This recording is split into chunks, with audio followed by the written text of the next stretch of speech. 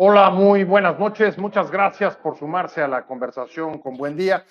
Estamos saliendo casi en punto de las 7 de la tarde, como todos los martes y jueves a esta hora, a través de WOW TV, canal digital a todo el país, Regeneración Plural en el sureste, y por mis redes, José Buendía MX. Muchas gracias por sintonizarnos, por sumarse a cualquiera de los canales por donde estamos saliendo en Facebook, Twitter o YouTube. Y por supuesto esperamos sus comentarios, sus puntos de vista, sus críticas, sus observaciones sobre lo que vamos a discutir hoy. El próximo viernes, como ya es una tradición, las mujeres de este país saldrán a las calles en el 8M a manifestarse en contra de la violencia de género. Ocurre en una situación con características peculiares respecto a las que había o a las que sigue habiendo de los años pasados, aunque con algunas diferencias y diferencias muy importantes políticamente. Nos enfilamos hacia la elección presidencial y más que seguro, una de las candidatas que alcance la magistratura convertirá a este país por primera vez en una nación gobernada por una mujer. Si uno recuerda las últimas que participaron, qué lejos se ve esa época. Pienso, por ejemplo, en la candidatura de Josefina Vázquez Mota hace ya varios años, cuando se quedó muy lejos de poder alcanzarla. Sin embargo, hoy, según diversas encuestas, los mexicanos estarían ya listos para ser gobernados por una mujer.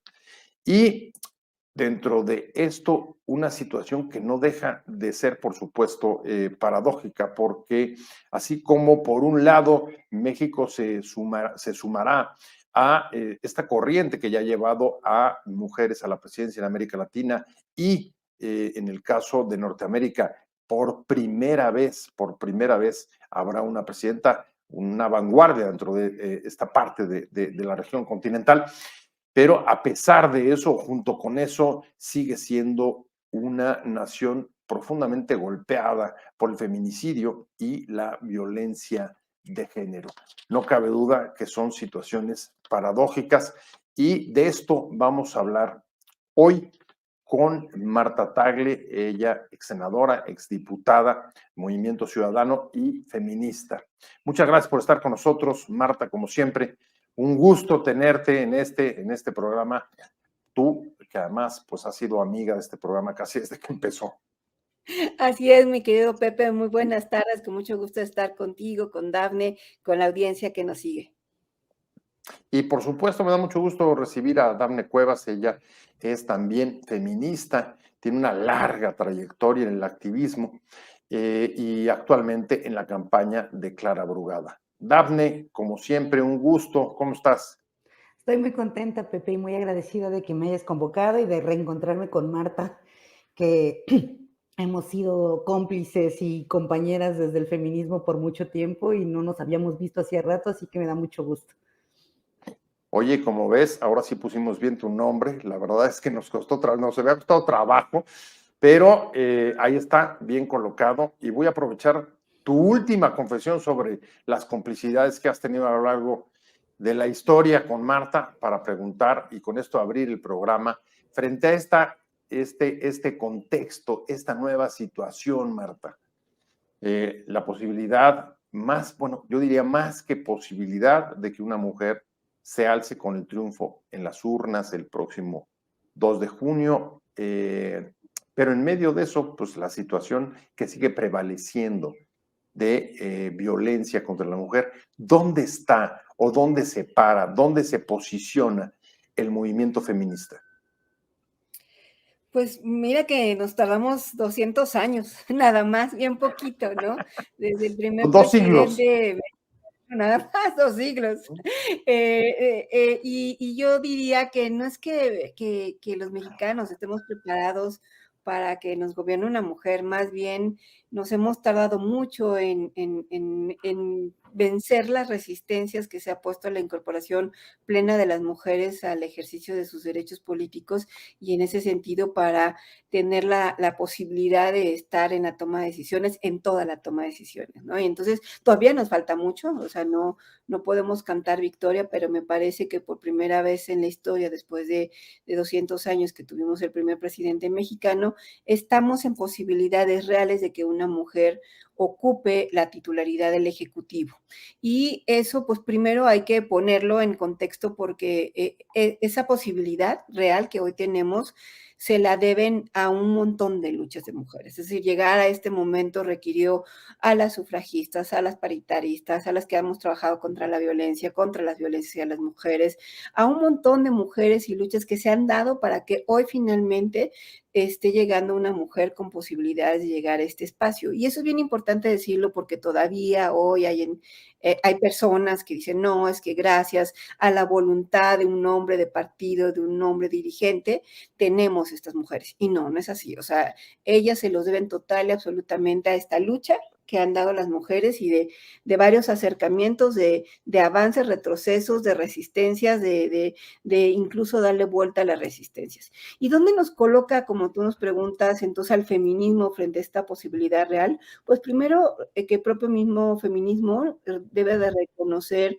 que esta es una batalla suya, o sea, sí ha sido una lucha consciente del feminismo, la lucha por el reconocimiento de los derechos políticos de las mujeres, porque me parece que desde los feminismos, que tenemos diferentes maneras de incidir en el poder político, se definió que era fundamental alcanzar el poder político para poderlo transformar, democratizar, hacer más diverso, incluyente, y desde ahí transformar la vida de las mujeres y de esta sociedad que está sustentada en un pacto patriarcal entre los hombres y que eso se tiene que deconstruir. Entonces sí ha sido una lucha del feminismo la que nos ha llevado a que hoy estén las mujeres en posibilidades de estar en estos espacios de toma de decisiones.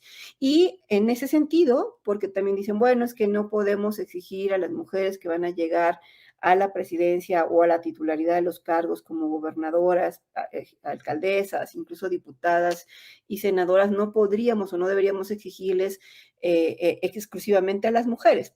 Quizás no, porque las condiciones en las que llegan no son totalmente parejas todavía para las mujeres, el poder lo siguen detentando fundamentalmente los hombres, pero creo que sí nos coloca el feminismo por todo lo que hemos hecho para que finalmente lleguen más mujeres en la posibilidad de exigir el cumplimiento de una agenda que nos haga pues transformar la vida de las mujeres, Pepe. Dafne, ¿cómo ves? En efecto, una larga lucha, eso está clarísimo. Yo creo que es ampliamente reconocido, pero sobre todo capaz de irse abriendo brecha en medio, pues todavía de una cultura, de prácticas, de formas de ejercer el poder machistas, que han sido poco a poco, digamos, superadas. No solamente va a llegar una mujer, sino que además van a llegar muchas más mujeres de los que nunca habían llegado por tema de paridad total a los cargos de representación política. ¿Qué significa este momento para el movimiento feminista, Dafne? ¿Tú cómo lo vives? Yo lo vivo con absoluta emoción, muy conmovida además de pensar que lo voy a presenciar. Algo que nos pasa mucho con las demandas de las mujeres, como con otras muchas demandas sociales, es que uno trabaja por transformar y por volver realidad las cosas, pero también tiene principio de realidad de lo lento que funcionan las transformaciones sociales, de lo lento que funcionan las transformaciones de la historia. Entonces, yo nunca me imaginé, cuando empecé a ser activista hace ya muchos años, Pepe, que esa lucha que era, por ejemplo, una bandera de nuestro movimiento por la despenalización del aborto, por la libre autonomía sobre los cuerpos de las mujeres, no sé qué, a mí me iba a tocar vivirlo cuando todavía estaba en edad reproductiva, ¿no? Yo lo comentaba y muchas amigas se reían porque era efectivamente muy, muy relevante, digamos, pensar que algo que es un sueño, un horizonte, un lugar hacia donde avanzar, de repente encuentra caminos y se va concretando a partir de un trabajo incansable de las mujeres. El movimiento feminista es el movimiento social más importante de la historia reciente, del último siglo, se dice según muchos autores, porque nosotras hemos tenido la capacidad de concretar una serie de demandas a partir de poner sobre el escenario, diagnósticos muy claros de las realidades que queremos transformar, y luego hemos sido capaces de llevar esas demandas a todos los espacios. Esto que hablas de qué implica que ahora una mujer nos va a gobernar, es el resultado de la elección. Y eso es lo más increíble, casi que fuera cual fuera, ¿no? Pero lo cierto es que las mujeres en este país hace 70 años no votaban, Pepe. O sea, este año, el año Sí, claro. pasado, en octubre, se celebró el 70 aniversario del derecho al voto, es decir, el cambio constitucional que posibilitó que las mujeres pudieran ir a las urnas. Entonces, si tú lo piensas bien, una abuelita viva que votó por primera vez, quizás el día que se inauguró el derecho al voto, hoy va a ver que se elija una mujer. Y cuando lo piensas así, el tramo de tiempo en realidad es cortito porque es una pequeña vida, ¿no? Entonces, no solamente las mujeres estamos en los espacios de toma de decisión, en múltiples espacios, las leyes las hemos ido impulsando desde el propio movimiento de mujeres, del movimiento feminista, para ir generando las condiciones de la ley. O sea, recordaremos aquella batalla que dimos en el año 2000 para que se cambiara por primera vez la ley electoral, de tal suerte que la participación política de las mujeres tuviera cuotas mínimas en los cargos de elección popular. Ya antes había habido una recomendación que para los partidos políticos fue algo así como un llamado a misa. Entonces, la primera vez que logramos un cambio, digamos, que tenía sanciones, que posibilitaba la presencia de las mujeres en los cargos de elección popular, fue en aquella dichosa ley llamada la ley de cuotas, en donde nosotras pues logramos que mínimo el 30% de los lugares fueran para las mujeres, ¿no? En las elecciones, en las candidaturas.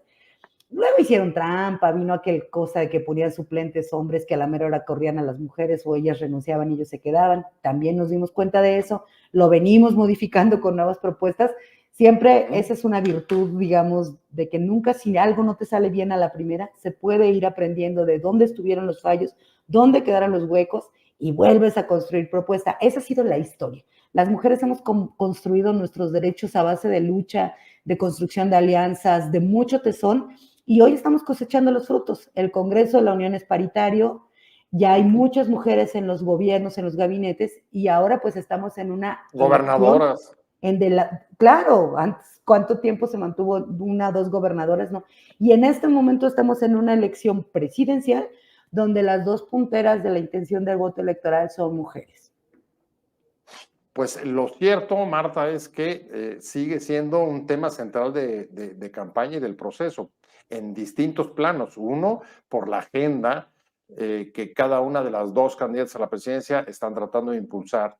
Y dos, también como tema de propuestas de los partidos. Esta semana, sin ir más lejos, el candidato del bloque opositor a la Ciudad de México, Taboada, Santiago Taboada, se reunía con feministas y firmaba 11 compromisos, dentro de los cuales pues algunos ya los conocíamos, el regreso de las estancias infantiles, ofrece también otro tema sobre estancias de día sobre el sistema de cuidado, sobre todo para adultos mayores, pero al mismo tiempo, ese mismo día, Marta, Dafne decía, el movimiento feminista ha sido de los más importantes movimientos en un siglo, lo creemos, pero también el de la diversidad. Y ese mismo día, las propias voceras de la campaña de Santiago Taboada decían, movimiento, matrimonio entre personas de un mismo sexo, eso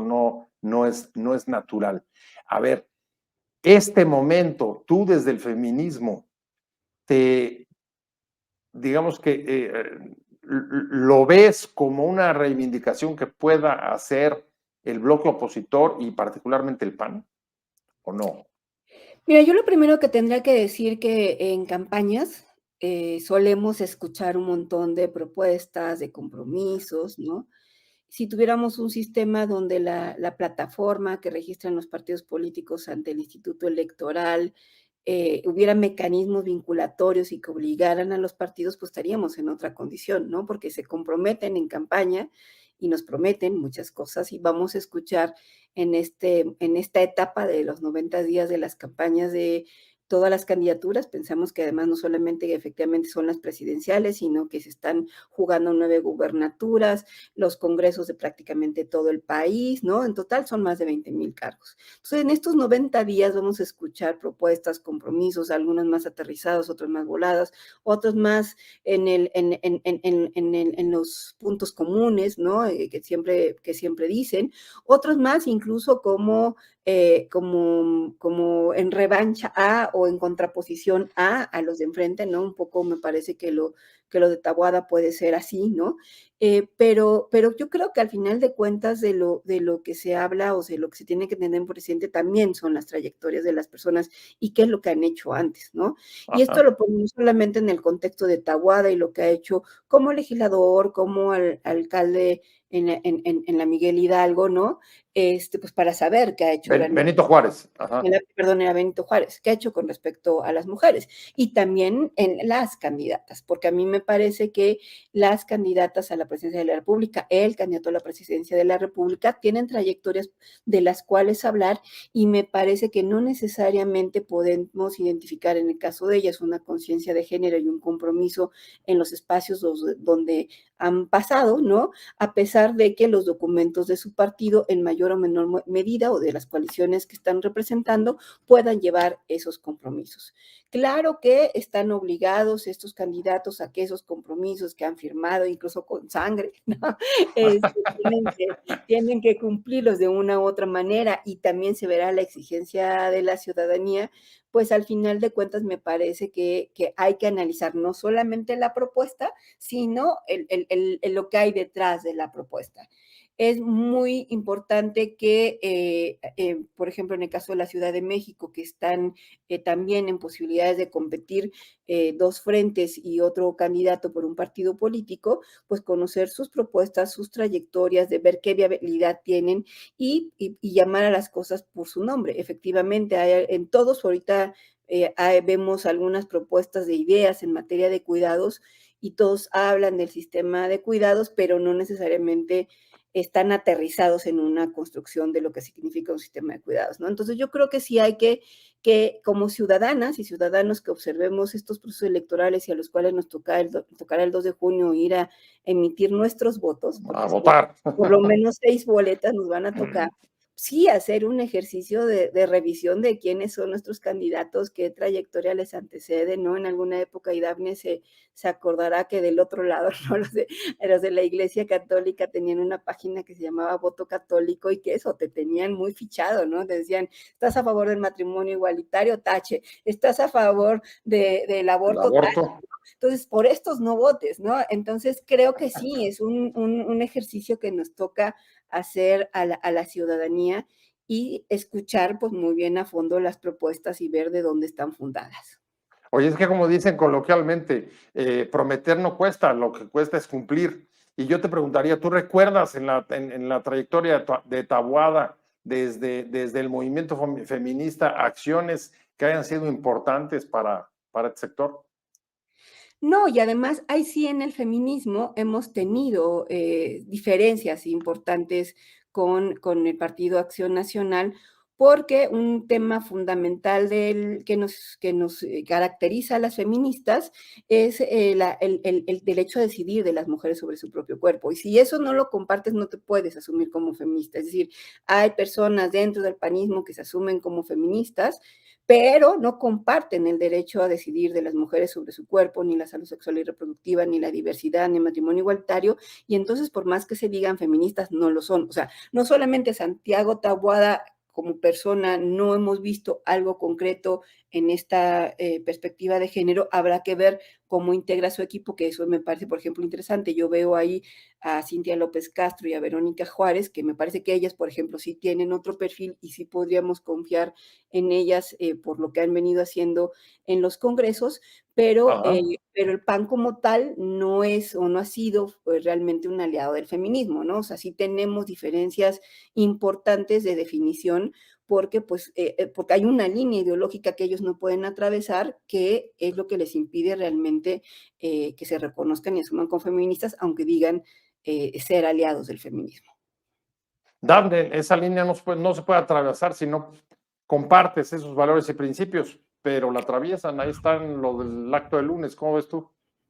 Mira, Marta lo decía al principio de su intervención, en campaña uno puede decir, oír lo que quiera, van a venir a decir cualquiera, nos van a bajar las perlas de la Virgen, pero nosotras tenemos memoria. Y me acuerdo y utilizo esa frase porque yo firmé un comunicado de feministas que anda circulando por todas nuestras redes diciéndole a Taboada que no se pase, o sea, que no puede usar en campaña algo para lo que ha sido probadamente contrario.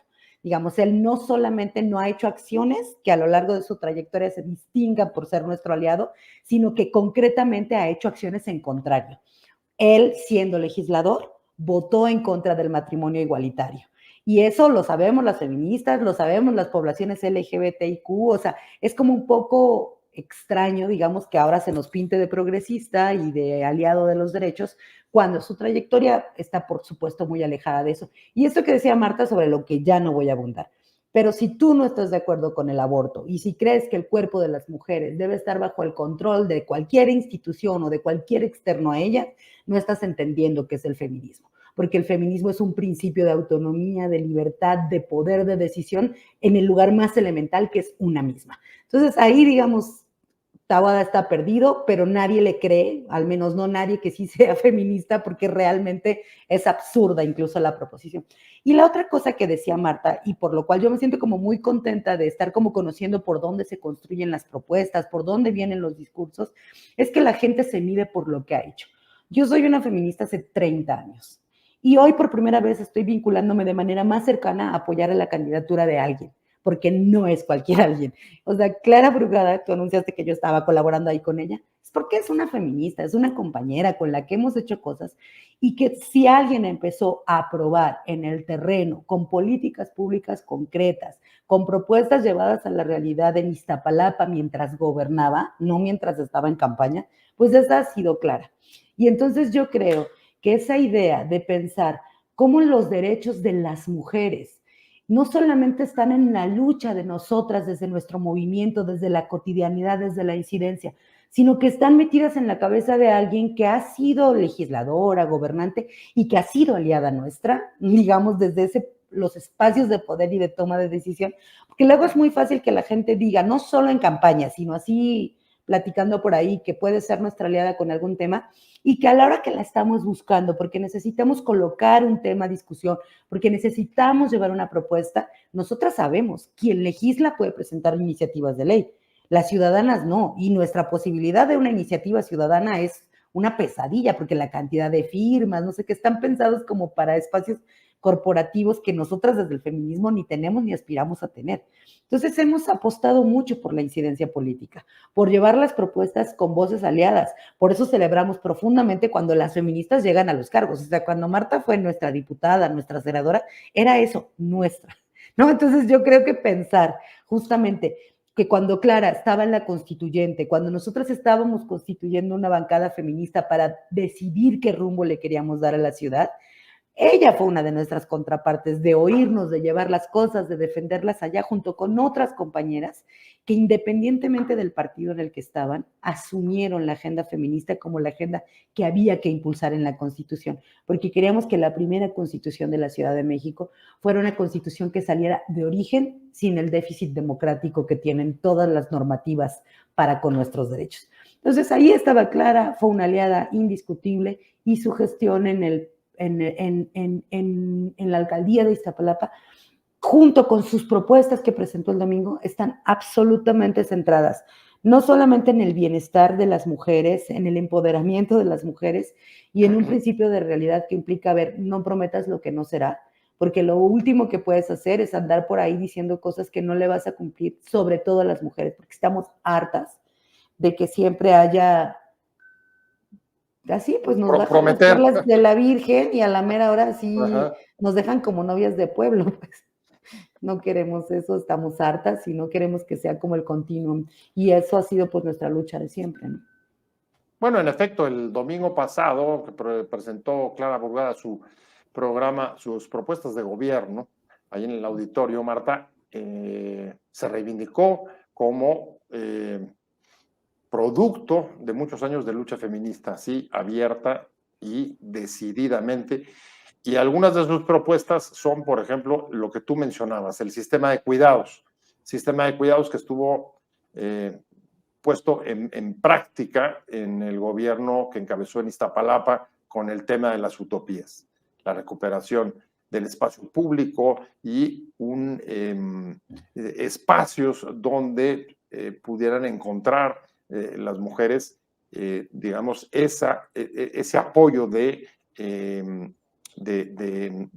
cuidados públicos para poder, digamos, desarrollarse y para poder, digamos, satisfacer derechos. Y yo te preguntaría, desde tu punto de vista, ¿el sistema de cuidados es una pieza central, es un asunto central para digamos, la perspectiva de los próximos años dentro de la evolución o el avance de los derechos feministas?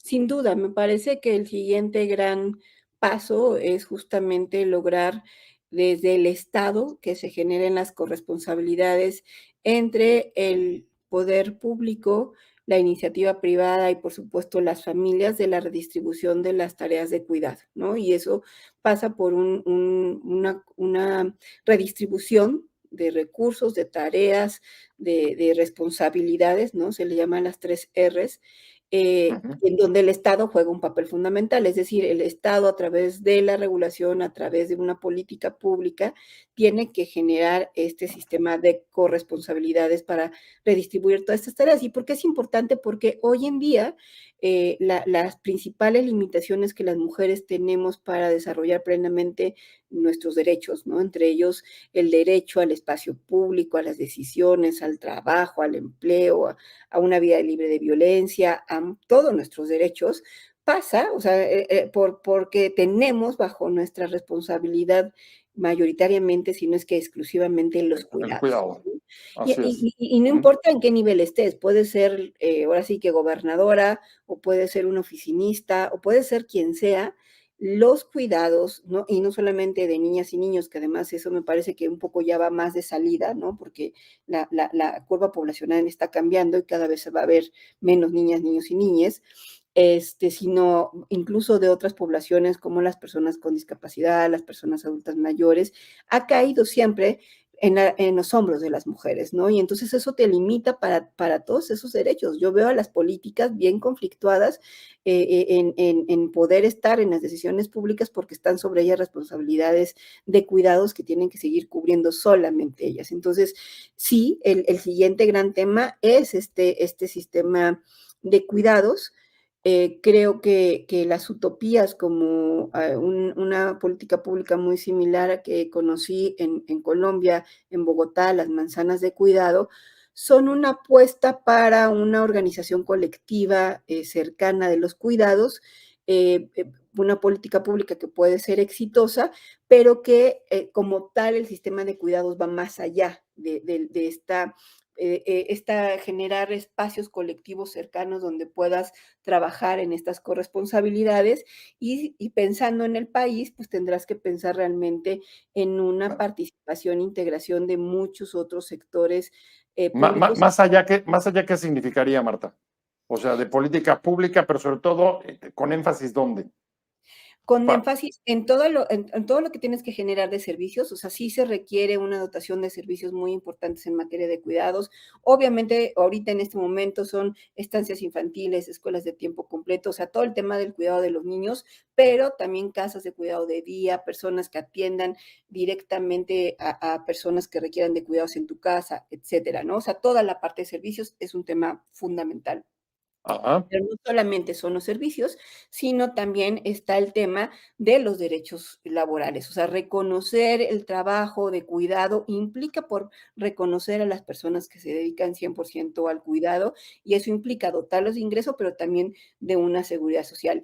Y va de la mano con lo que se tiene que trabajar con las empresas. Las empresas tienen que generar incentivos, programas, también, por supuesto, reconocer derechos de las personas trabajadoras para que se puedan dedicar a los cuidados, todos, hombres y mujeres, ¿no? Incluso hacer estas políticas de conciliación laboral que son muy importantes y también pasan pues desde una regulación del Estado, ¿no? Y algo muy importante también en materia de cuidados es todo el tema de capacitación, ¿no? Sí se requiere, porque hay muchas personas dependientes de cuidado que requieren una atención mucho mayor especializada, ¿no? Para el tema de los cuidados. Pensemos, por ejemplo, que hoy cada vez tenemos más personas adultas mayores con otro tipo de necesidades. Por ejemplo, tenemos cada vez más personas que tienen, por ejemplo, demencia senil, en fin, enfermedades crónico-degenerativas que requieres, incluso como familiar a cargo de los cuidados, pues una formación para poderte hacer cargo, o incluso saber si vas a contar con personas especializadas para todo eso. Entonces, es mucho más que la organización meramente comunitaria para la distribución de los cuidados, que es un poco a lo que le han apostado estas políticas públicas. Digo, sin duda es un buen comienzo, es una manera de organizarse en tu área más cercana, que es tu manzana, tu zona donde vives, para ver las necesidades de cuidado y cómo compartes con los demás estas responsabilidades de cuidado, pero sí el sistema tiene que ser mucho más integral. No deja de ser llamativo, Dafne, la experiencia del gobierno de Clara en Iztapalapa en relación con el sistema de cuidados, su definición abierta y expresa de venir de la lucha feminista y ser la candidata al jefe de la jefatura de gobierno, después de un sexenio en el que el movimiento feminista tuvo importantes desencuentros con el gobierno federal de Morena. Y independientemente de ello, ella se asume total y decididamente en esa línea. Claro, Clara es feminista, no es que lo está diciendo ahora y no es que lo empezó a declarar abiertamente ha sido feminista, pero también viene del movimiento urbano popular, digamos, ella viene de una lucha muy significativa. Circuló algunos meses atrás esta entrevista que le hacían diciendo súper chiquitita, ella diciendo que cuando llegaron al movimiento urbano popular les decían las mujeres son en la columna vertebral del movimiento, y decía, chingue, ¿por qué no somos la cabeza, no? Entonces empezaron a organizarse las mujeres de ese movimiento urbano popular, muchas de ellas son compañeras nuestras del movimiento, porque pasa lo que pasa siempre en todos los movimientos sociales. Cuando las mujeres se reúnen, empiezan a identificar sus demandas, no sé qué, empiezan a conectarlo con unas demandas que tienen en común y que se están sin duda atravesadas por la perspectiva de género. Y entonces empezar a organizarte para la demanda de cualquier derecho termina generando reflexiones sobre las desigualdades de género y sobre la integralidad de los derechos de las mujeres, y terminas haciendo los colectivos de mujeres y demás. Entonces, esa trayectoria de ella es de larga data y ella ha gobernado pensando en esa trayectoria. Ahorita que Marta decía, los sistemas de cuidados van más allá de las utopías, no sé qué, yo pensaba, las utopías han sido una apuesta de aproximación sucesiva. Hay un recorrido que hicimos hace tiempo por las utopías, de la primera que inauguró en Mellehualco a la última que inauguró, la que se llama Libertad, que está en las inmediaciones de un reclusorio. Entonces, si alguien no conoce las utopías, de verdad debería de ir. Yo creo que la idea de repetir ese ejercicio por toda la ciudad es una idea absolutamente interesante, pero es absolutamente dignificante de la vida de las personas. Las utopías aglutinan la posibilidad del recreo, de la diversión, del deporte, del descanso, del spa, de los servicios de atención de casa de días para personas adultas mayores, atención a mujeres que lleguen en situación de violencia, las siempre vivas. Tienen también unos programas que se llaman Colibrí, que tienen un enfoque muy interesante de trabajar las adicciones.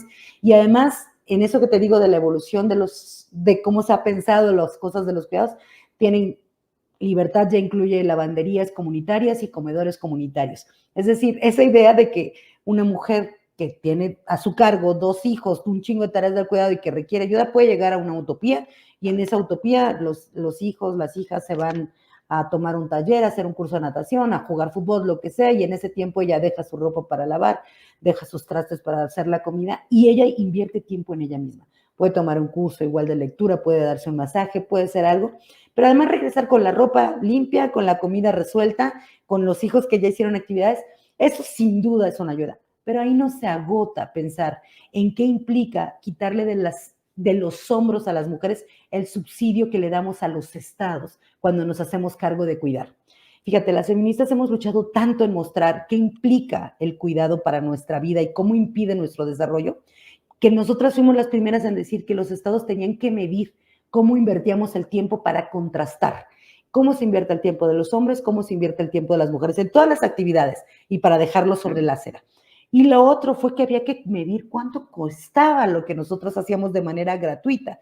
Entonces, México es el segundo país de América Latina que ha hecho una cuenta satelital de las tareas del cuidado. Si nos pagaran a las mujeres lo que hacemos del cuidado, eso implicaría el 28%, alrededor del 28% del Producto Interno Bruto. Para quien ni siquiera sabe, como yo, es así como 8 veces lo que se invierte en educación en un país desarrollado. O sea, sí, no es una cantidad brutal. Y es absurdo, no hay dinero en el mundo que ayude, que alcance para pagar las tareas del cuidado. Entonces, lo primero que había que mostrar es eso, para decir que nosotras, hacerlo gratuitamente, no es amor como nos lo quieren vender, es un subsidio al Estado y es súper jodido porque hacer tareas de cuidado de los otros te quita a ti de la posibilidad de dedicarte tiempo incluso para descansar, para echar la hueva, para ver una serie, para leer una novela, para estudiar, para trabajar en el trabajo que quieres, no sé qué. Entonces, una vez evidenciada la injusticia, pues hay que, evidentemente, ya la hiciste ver, ya la estás haciendo revalorar, ya la estás haciendo redistribuir, ya sabes que no nos toca solo a nosotros. Entonces, ¿qué le toca al Estado? ¿Y qué le toca a la sociedad? Porque una cosa es como pones en línea todos los servicios que el Estado debería proveer de manera gratuita para garantizar el cuidado que requieren las personas, porque efectivamente el cuidado es un derecho. Todo mundo necesitamos cuidados. Somos la especie humana que si no nos alimentan los primeros 25 años de nuestra vida, no, bueno, los primeros 3, no sobrevivimos, ¿no? No, a estas alturas ya ves que se quedan en casa hasta los 30, ¿no? Pero bueno. Así es, la adolescencia tardía. Somos una especie requiriente de cuidados, lo necesitamos para sobrevivir. Entonces, esto está claro. Y luego nos enfermamos, o luego cuando necesitamos ayuda porque ya envejecimos y tenemos algún déficit que requiere apoyo, y luego si tenemos alguna discapacidad. Entonces, el cuidado es un derecho. Y a quien le toca garantizar los derechos es al Estado. Entonces, desde ese pensamiento, ¿cómo se construye la respuesta institucional? Y yo creo que eso está muy claro, no solamente en las utopías, sino en la cabeza de Clara, que después de las utopías y de ver cómo han ido evolucionando, empezó a pensar en los sistemas de cuidado no solamente como utopías, sino como espacios más pequeños, de mayor proximidad, porque una de las cosas que le facilita la vida a las mujeres es que no te tengas que desplazar para obtener servicios, para hacer trámites, para generar procesos, porque la ciudad está pensada en masculino. Y entonces también las feministas que son arquitectas, que son proyectistas de ciudades, no sé qué, empezaron a decir, no se puede seguir pensando los espacios sin pensar en las necesidades de la gente y en la proximidad. Entonces, los sistemas de cuidado pasan por tener una mirada integral, no solamente de todos los servicios que hemos provisto de manera gratuita a las mujeres y entonces de ver cómo los redistribuimos con el Estado, con las empresas, con la sociedad en su conjunto, en las familias, sino cómo repensamos la planeación de la ciudad y cómo pensamos colocar al centro a las personas y sus necesidades de desarrollo, no sé qué. Yo creo que ese continuum de el cuidado, de la replanificación, es algo en lo que estamos ahora como generando las propuestas, así como decía Marta, las manzanas del cuidado de Bogotá no se hicieron solas, había una gobernadora lesbiana, aliada, también feminista, cercana a nuestro movimiento y que se dejó acompañar y asesorar por las feministas de Bogotá y por expertas de los temas de cuidados y por arquitectas feministas y por planificadores, y así salieron las manzanas del cuidado de Bogotá, así se han venido construyendo las utopías, pero así se va a venir construyendo el sentido de la respuesta institucional a las necesidades de las personas. O sea, mi aspiración es que cada vez más las políticas públicas que se nos ofertan desde el gobierno a las mujeres respondan a las realidades de cada mujer, a las necesidades de cada mujer y a las exigencias que también pueden tener diferentes niveles, porque luego si todos queremos que nos bajen los altares, pues, y está bien, las mujeres tenemos derecho a exigirlo todo, y luego vayamos viendo cómo vamos avanzando para irlo concretando, ¿no? Bueno, a ver, desde luego, el tema de que el Estado tiene que garantizar los derechos, creo que allí va a haber pocas diferencias. Y a partir de junio, así como ocurrió en Bogotá, a nivel del gobierno de la ciudad. En México tendremos presidenta. Digamos que esas dos condiciones, Marta, ahí estarán. Sin embargo, hay diferencias si uno voltea a ver, por ejemplo, la oferta o las perspectivas o la visión. Pienso en el caso de las candidatas a la presidencia de Xóchitl Gálvez o de Claudia Sheinbaum. A Xóchitl le he oído hablar mucho más de este tema de seguir generando desde el Estado condiciones para romper el techo de cristal. Y Sheinbaum me parece que tiene una perspectiva distinta. Algunas la llaman algo así como, digamos, feminismo social. El énfasis lo está poniendo en cambiar las condiciones estructurales y sobre todo generar, favorecer las condiciones de trabajo y de vida de las mujeres más vulnerables. No sé si tú compartas esa diferencia y en cualquier caso, ¿qué opinas de una u otra posición?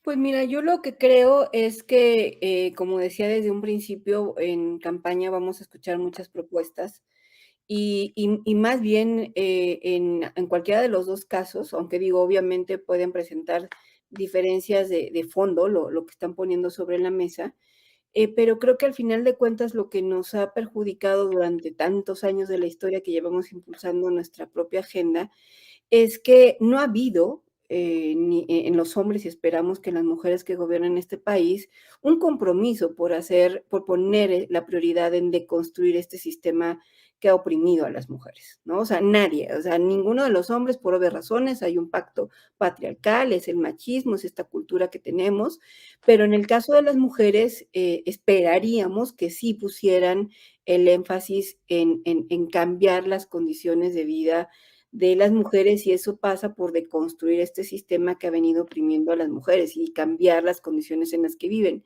No veo en ninguna de las 2 candidatas ese compromiso todavía, no lo veo con respecto a lo que han hecho durante su trayectoria y me parece que, pues, corremos el enorme riesgo o de quedarnos con posturas o con programas, nuevamente inconclusos, interconectados, o sea, vemos programistas que no necesariamente resuelven el tema de las desigualdades que vivimos las mujeres, ¿no? Como por ejemplo con el lado del PAN, que ya lo hemos vivido de alguna manera en el gobierno, y con el lado de Morena y el frente que emplean, pues entonces también de esta visión más de las mujeres víctimas y no como el tema de generar las autonomías de las mujeres, ¿no? Entonces, yo creo que por lo menos en lo que veo hasta este momento, no siento condiciones para que ninguna de las 2 haga un cambio sustantivo por la vida de las mujeres,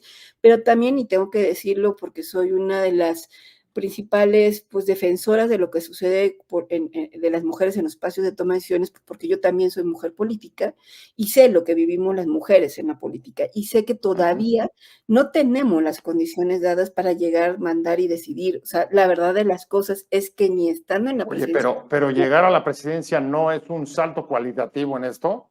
puedes llegar, pero no mandar. Sigo creyendo eso. O sea, puedes llegar y no mandar en la presidencia de la República. Para eso nos necesitamos empoderar. Y esas mujeres que lleguen una u otra, para empoderarse, necesitaría una alianza muy fuerte con el movimiento de mujeres y amplio feminista para poder lograr esos cambios. De otra manera, las mujeres seguimos en el poder sin poder, no importando que seas gobernadora, senadora, diputada, porque hace falta el empoderamiento. Yo he venido sosteniendo que sí, la paridad es una parte cuantitativa, incrementar el número de mujeres en el poder, más mujeres en el Ah, poder, pero con poder. Todavía no hemos pasado esa fase del poder. Llegar a la presidencia de la República sin duda puede ser un cambio sustancial, pero implica un empoderamiento que no solamente es individual. Es decir, dice Simona de Beauvoir que no, el empoderamiento no solamente es una actitud individual, sino colectiva. Digamos que individualmente puede empoderarse y ser la presidenta de la República, pero también necesita un empoderamiento colectivo. Entonces yo creo que el gran reto va a estar ahí y hasta ahorita no veo en ninguna de las 2 esa posibilidad. es un cambio simbólico súper importante ver por primera vez en la historia una mujer presidenta, sin duda, pero seguirá siendo una especie de poder simbólico si no logran empoderarse y realmente pues tomar ese momento y ese designio histórico que ha generado la posibilidad de que lleguen a la presidencia de la República. ¿Cómo ves, Dafne? ¿Tú coincides? Para realmente poder mandar, aunque tengas el cargo, necesitarías tener una alianza con el movimiento feminista, que es insuficiente. Tú recordabas el 2000, cuando comenzaron las cuotas, las medidas afirmativas, para romper justamente o crear las condiciones para romper el techo de cristal, que es un poco lo que le he escuchado plantear a Xóchitl Gálvez, romper el techo de cristal, pero sobre todo pensando, ¿no?, en mujeres profesionistas que sepan o puedan escalar dentro dentro de la jerarquía, los puestos de trabajo, las empresas, etcétera, o cambios como los que propone Sheinbaum, más bien está hablando de eso, de crear condiciones para sacar a las más vulnerables. Yo creo que aquí hay dos asuntos, Pepe. Por un lado, yo puedo coincidir parcialmente con Marta, porque coincido en el diagnóstico. O sea, efectivamente, para que el poder se pueda ejercer, debe haber poder en juego, ¿no? Y nos hemos topado incontable cantidad de veces con que, aunque haya mujeres en los espacios, no son las que ejercen el poder ni las que toman las decisiones, y el ejemplo más claro son las cámaras legislativas, ¿no? Donde de repente empezamos a tener una presencia muy significativa numéricamente de mujeres, pero eso no tenía ni siquiera en los números un correlativo con el número de comisiones que presidían o con su presencia en los espacios de toma de decisión que sabemos que son los de adeveritas, que es el control de la Jucopo, la mesa directiva, no sé qué. Entonces, bueno, por un lado está eso y hemos venido trabajando mucho para decir que ha sido siempre una carrera de doble vía. O sea, primero el derecho a estar de cualquiera, porque somos la mitad del mundo, merecemos la mitad del cielo, decimos en las consignas. Y paralelamente ir viendo cuál es la calidad de la presencia, de la participación, cuáles son las posibilidades reales del ejercicio del poder, cómo identificamos que el arribo a la toma de decisión y el uso del poder real en los espacios no se agota con la posibilidad de llegar, sino que hay que mantenerse, tener un continuo. O sea, eso es real como un diagnóstico con el que hemos venido trabajando, intentando movilizar y más. Yo, entre Claudia y Xóchitl, sí veo diferencias en términos, pues, quizás de las capacidades. Yo veo a la doctora Claudia Sheinbaum y veo a una mujer, pues, conocedora, más ampliamente informada, digamos, me da siempre como menos esa sensación de, ay, no quiero que hable, que pasa mucho, ¿no? Cuando no quieres como escuchar algunos mensajes que te dan como pena ajena, no. Claudia realmente me parece que sabe, a diferencia de eso, que está como más formada, más informada y que tiene mucho poder, que ha venido construyendo un poder, que gobernó esta ciudad y eso per se es poder. Y usar el argumento de la desprovisión de poder para criticar el ejercicio de una mujer en específico, no sé qué, es donde creo que hay una rayita muy sutil. O sea, una cosa es el diagnóstico de qué íbamos transformando para ir construyendo poder real y otra pensar que una mujer está manipulada por alguien o no puede ejercer el poder porque no la... Entonces, ahí, digamos, nosotras, yo creo que siempre hemos tenido mucho cuidado en decir, ojo, y yo creo que Claudia ha logrado, digamos, construir un poder que le es propio, gobernar una ciudad muy compleja y desde un lugar de poder. Y ahora a mí hasta me parece que ha venido como modificando su propia relación personal con el feminismo, con su feminismo, no con nuestro movimiento de entrada.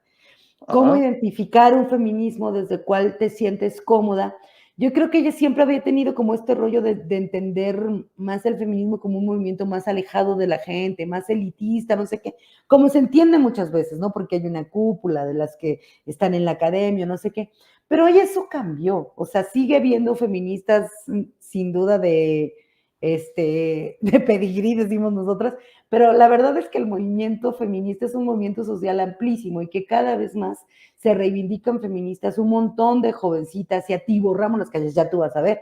O sea, Sí, pasado no, bueno, pues mañana es lo que te iba a decir. Nada más seremos, bájate a las movilizaciones y vas a ver la diversidad que ves ahí, no, ya tenemos social, años siendo cultural, muchas, de o sea, todo. yo marchaba nosotras marchábamos desde que éramos como 150, ¿no? Y ya la última marcha eran ríos y ríos y ríos y ríos. O sea, ser feminista está de moda, ser feminista tiene una nueva valoración y yo creo que el ser feminista de muchas, digamos, se confronta con desde dónde puede ser. Yo he encontrado que la doctora Claudia Sheinbaum ya se sintió cómoda con ubicarse en un feminismo popular, descrito desde ahí, como que está muy pegado a los eslogans de su campaña, al mismo discurso del presidente Andrés Manuel, como un rollo del primero las pobres y demás. Yo, digamos, sí creo que hay una diferencia sustancial entre la oferta política que tenemos ahora enfrente como movimiento y para mí la línea transversal es con lo que inició Marta y con lo que iniciamos esta conversación. O sea, para que tú puedas ser una persona comprometida con los derechos de las mujeres, para que tú te puedas decir feminista, para que tú seas progresista, tú no eres antiderechos, ¿no? Entonces ahí sí hay una diferencia transversal y que para mi gusto me decepcionó mucho que Xochitl rompiera porque ella siempre se había dicho a favor del aborto y no sé qué. Y el día que le dieron candidatura, el día 1 salió a declarar que ella personalmente sí, pero que ahora representaba estos partidos con estos ideales y yo, chale. Entonces rápidamente se bajó del derecho al aborto de las mujeres como un derecho y entonces, bueno, pues ahí sí dejó la cancha libre a, a que esté muy claro que la opción que construye Claudia desde un discurso más vinculado con los derechos y las libertades de las mujeres, pues sea la que ofrece, ¿no? Entonces la derecha no se me antoja como una opción para las mujeres en general o para nuestro movimiento en particular. Se me va el tiempo, se me está agotando, voy con la última, vamos de volada, porque en cualquier caso, lo que sí parece que el país está caminando en un sendero muy distinto a lo que está pasando en otras partes de América Latina, pienso en Argentina. Allá ven lo que está sucediendo, el presidente Milei diciendo, por favor, no por favor, más bien, voy a eliminar la perspectiva de género y el lenguaje inclusivo en el gobierno argentino, por lo menos en el gobierno federal. No es el único, ahí está Bukele también diciendo, vamos a darle vuelta a página a todas esas cosas y eliminémoslo de la misma manera. Marta, estamos caminando distinto en América Latina. Sí, bueno, pero antes de entrar a eso, muy rápidamente decir que yo no veo en este momento ninguna de las mujeres, ni feminista, ni progresista, ni con conciencia de género, y su trayectoria lo deja claro. Ni Xochitl, ni Sheinbaum, la doctora, tienen ese perfil, ¿no? Y su trayectoria habla por sí misma. Y cuando hablo de que el poder no lo tenemos a las mujeres, en ningún momento utilicé que las mujeres puedan ser manipuladas. Creo que el poder sigue en manos de los hombres y nomás hay que ver quiénes toman las decisiones en este país, no solamente los poderes formales, sino en general quienes toman las, y eso sigue siendo un asunto que todavía nos tenemos que conquistar las mujeres. Entonces, y además cuando, por lo menos en el caso de la candidata de la 4T, pues está promoviendo la continuidad del proyecto de nación que se han impulsado, pues sí habla de esta continuidad, de forma de ser y de gobernar este país que pues no busca romper esos pactos que todavía nos siguen afectando a las mujeres. Pero eso sí era como una acotación. Y bueno, sí, o sea, con respecto a lo que comentas de Milei, por una parte tenemos Milei, ¿no? Y por otra parte tenemos Francia, pero afortunadamente en México, Sí, un poco más lejos Francia, pero... pero nos generó mucha emoción lo que sucedió en el Parlamento Sí. francés. Déjame decirte que yo no lo veía venir, ¿no? Que reformaran su constitución para establecer el derecho a decidir. La libertad de las mujeres para la interrupción voluntaria de su embarazo no llegaron a reconocerlo como derecho, pero llevarlo a la constitución como una libertad es fundamental. Y del otro lado tenemos a Milei en un lugar como Argentina, que pues hace pocos meses celebrábamos la marea verde y ahora de repente nos tenemos este encontronazo y pues nos pone en evidencia de que, la marea roja.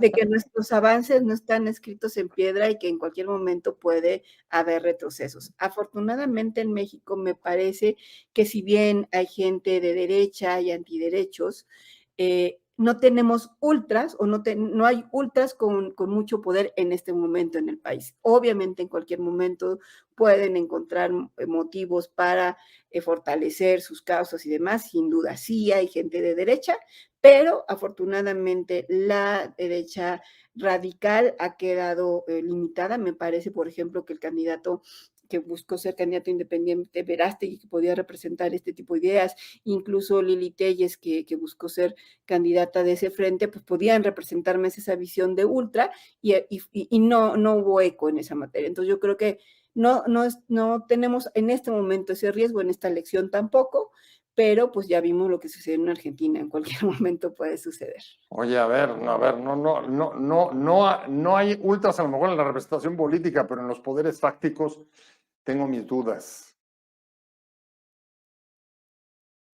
No, de que hay, o sea, sí hay gente, por eso te decía, ahí está Verástegui, ahí está, sí, y ahí hay varios empresarios, regiomontanos, ¿no? O sea, sin duda, sí los hay, pero no están en este momento con condiciones de tomar el poder político de nuestro país, me parece. Pero creo que la elección de Argentina, pues nos deja muy claro que eso puede cambiar en cualquier momento. Así es, ya me voy, cierro contigo, Dafne, porque había empezado con Marta. ¿Cómo ves tú estas paradojas? Creo que traes cerrado el micrófono. Para mí es súper Ahí estás. importante lo que tenemos adelante. Estamos ante una elección, siempre las elecciones son un punto, pero sobre todo estamos ante un proceso histórico significativo. El mensaje simbólico que implican las mujeres en el poder y tomando decisiones al más alto nivel es algo que ya nos vino acá, que ya nos cayó en la historia y que a mí todavía se me hace que se me ponga la piel súper chinita y me emociona profundamente. Y cuando hablamos de las propuestas de continuidad, yo sí quiero decir, porque también Clara en la Ciudad de México trae propuestas de continuidad. ¿A qué continuidad es a la que se refieren? A esa continuidad de programas sociales prioritarios, de programas que están colocando en el centro las necesidades no solamente económicas, sino sociales de las personas. O sea, la evaluación de la gestión del presidente Andrés Manuel López Obrador, la evaluación de la gestión de la doctora antes y de Martí ahora en la Ciudad de México, son evaluaciones positivas. La gente está contenta con lo que están haciendo y hay digamos, estadísticamente, siempre habrá algún número que tenga alguna expresión que no está de acuerdo, que quiere cambiar cosas, pero yo creo que la evaluación del acuerdo está muy radicado en la gente con mayores necesidades, con mayores exclusiones, con mayores carencias, que siente que se le está dando respuesta. Por lo menos en el programa de Clara que presentó el domingo, a mí me quedó perfectamente claro que el asunto de la continuidad implica la prioridad en los programas sociales y el primero en los pobres, que continúa como transversal, digamos, a todas sus propuestas. Y en el programa de Claudia, que yo, digamos, presentó antes, el 1 de marzo, en 100 puntos muy largos y que ya también tuve la oportunidad como de revisar, me da exactamente la impresión de que la continuidad está vinculada como a las respuestas y la atención prioritaria de las poblaciones históricamente marginadas, históricamente vulneradas, y que hay un montón de cambios, de vuelta de tuerca que tiene que ver de que aquí va a gobernar gente nueva. Todo cambio es una oportunidad de que haya una visión distinta, una imposición distinta, y ellas son mujeres, y gobernar desde la lógica de las mujeres y de mujeres de izquierda siempre va a ser algo positivo. Nos va a ir bien, y estoy muy emocionada. Pues ahí está, se me fue ya el tiempo. Dafne Cuevas, feminista, integrante de la campaña de Clara Brugada. Muchísimas gracias, Dafne, como siempre. Marta Tagle, exdiputada, exsenadora, Movimiento Ciudadano Feminista, bueno, una larga trayectoria dentro de este movimiento, las dos. Muchas gracias a las dos. Gracias por la invitación, Pepe. Gracias a las dos, pero sobre todo a usted por haber estado aquí con nosotros en Conversando con Buen Día. Nos vemos el próximo jueves, como todos los martes y jueves a las 19 horas. Les recuerdo, suscríbase a mi canal de YouTube, vamos subiendo. Si nos ayuda, podemos ir más rápido. Estamos saliendo por WOW TV, plataforma canal digital a todo el país, por Generación Plural en el sureste, y por mis redes, José Buendía, MX, YouTube, Twitter y Facebook. Que tengan una muy buena semana y muchas gracias a Fernando Robles, que es el que nos permite hacer este enlace y conectar para esta conversación. Que tengan una muy buena semana. Nos vemos. Adiós.